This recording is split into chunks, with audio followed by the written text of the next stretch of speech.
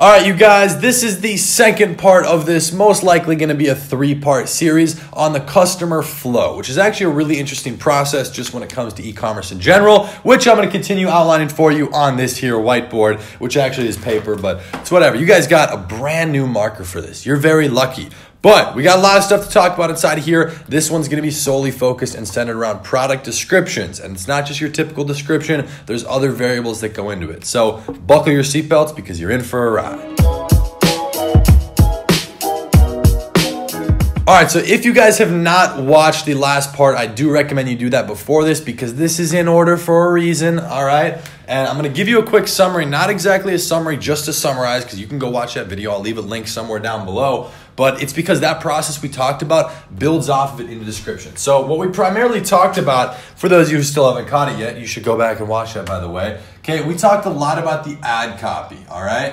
And the thing that most people don't seem to realize about this here ad copy is that your ad copy is similar to your description, okay?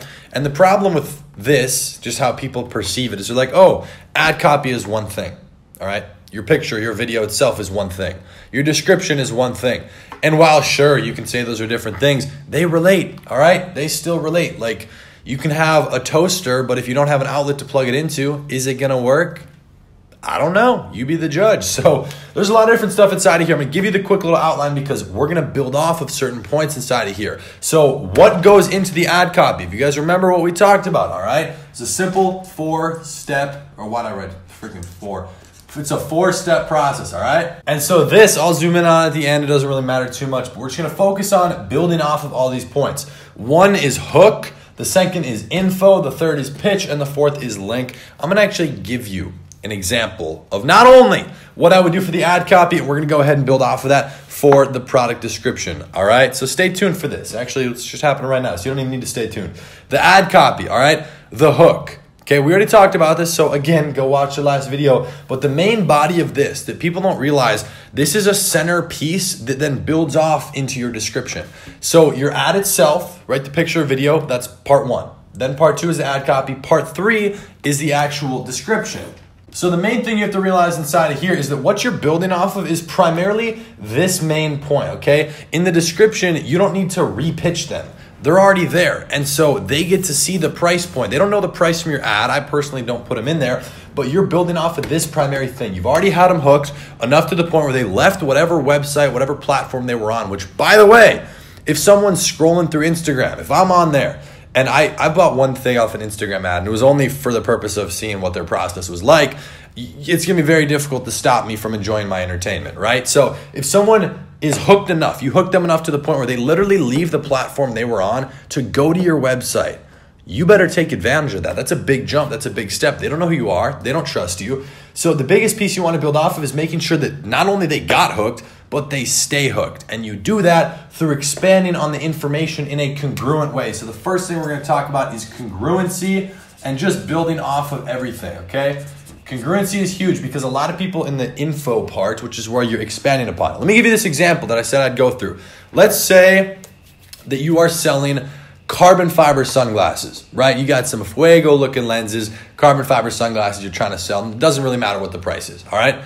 You're going to say something along the lines, and again, this is just a pure example for this, okay, of what you would say for the ad copy, okay? We're going to go through the ad copy first. You're going to say something along the lines of, these carbon weave handcrafted sunglasses have a flex fitting technology to conform to any facial structure.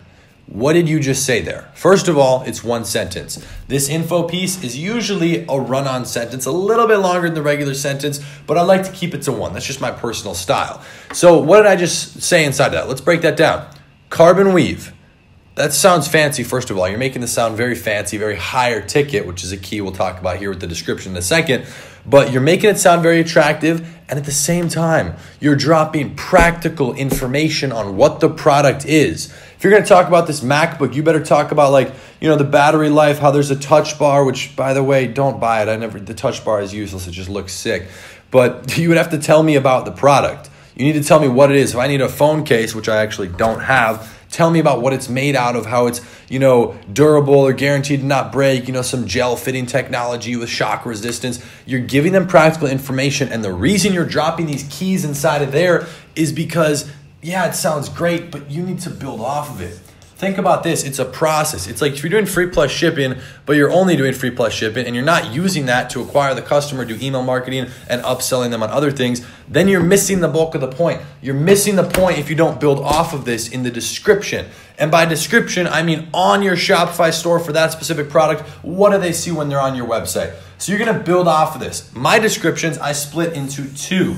Okay, I split them into two. I don't want to say micro paragraphs, but shorter. 2 to 4 sentences, okay? In this first one, I rehook them, and then I give them a little bit more information on what we already talked about. Then I go very in-depth kind of on this third point. Let's just say it's 4 sentences. Go very in-depth on practical stuff, like whatever it would be. All right, and I'll outline this and give you guys a screenshot of it at the end.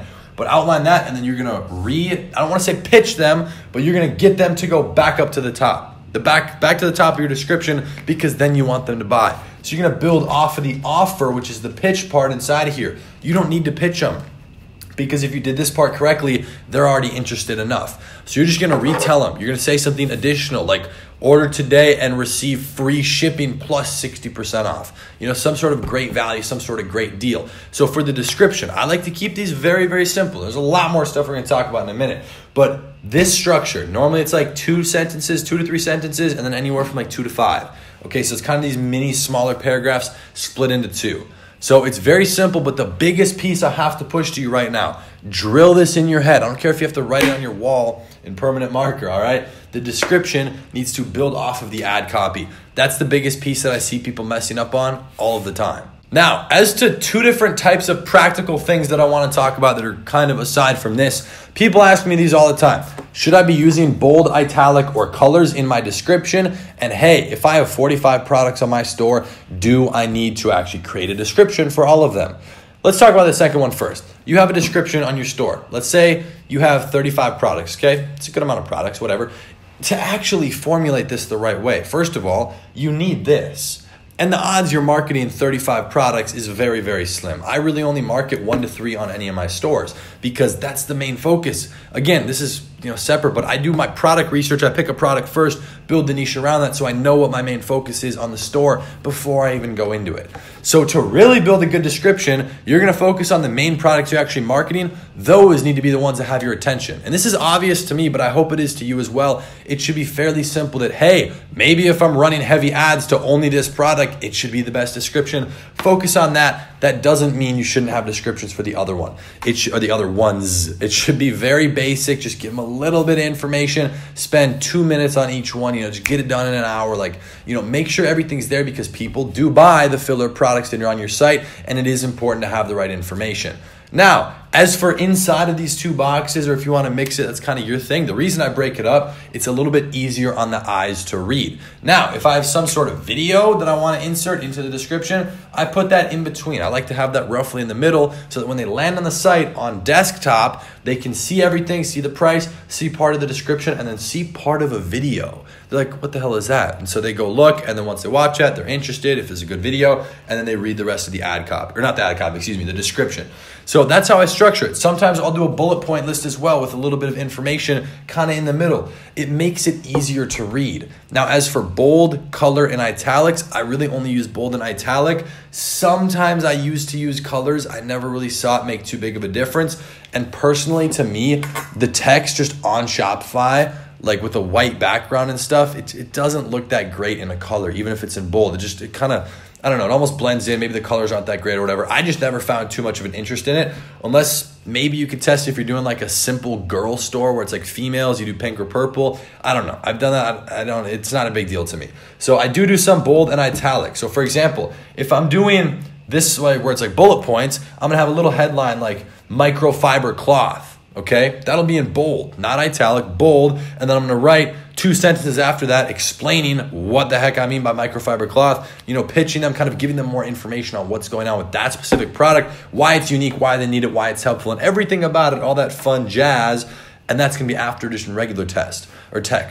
So that's why putting it in bold and breaking it up, it makes it so much easier to follow along and read. They can simply scan it, be like, wait, microfiber? Whoa, like this word stands out. You get to create that flow. So how the customers flow through all of this is very, very important. That's why this is going to be probably a 3. Who knows if we'll do more after. But talking about the customer flow, all right? So I hope that made sense with descriptions. I wanted to give it like as broken down as possible. If you guys have any questions at all, maybe I'll get on a YouTube live one of these days again and go through and answer questions, maybe make one in front of you guys for someone's store. So let me know what you guys want to see in the comments down below. If you have any other questions, be sure to drop them in there as well. And with that being said, if you enjoyed the video, first of all, be sure to subscribe and hit the notification so that you don't miss out on the series because, hey, we're dropping them back to back to back to back to back, however many we are. Absolute bangers. I appreciate the support though, so be sure to drop a like. And with that being said, I'll see you tomorrow on the next one. Peace.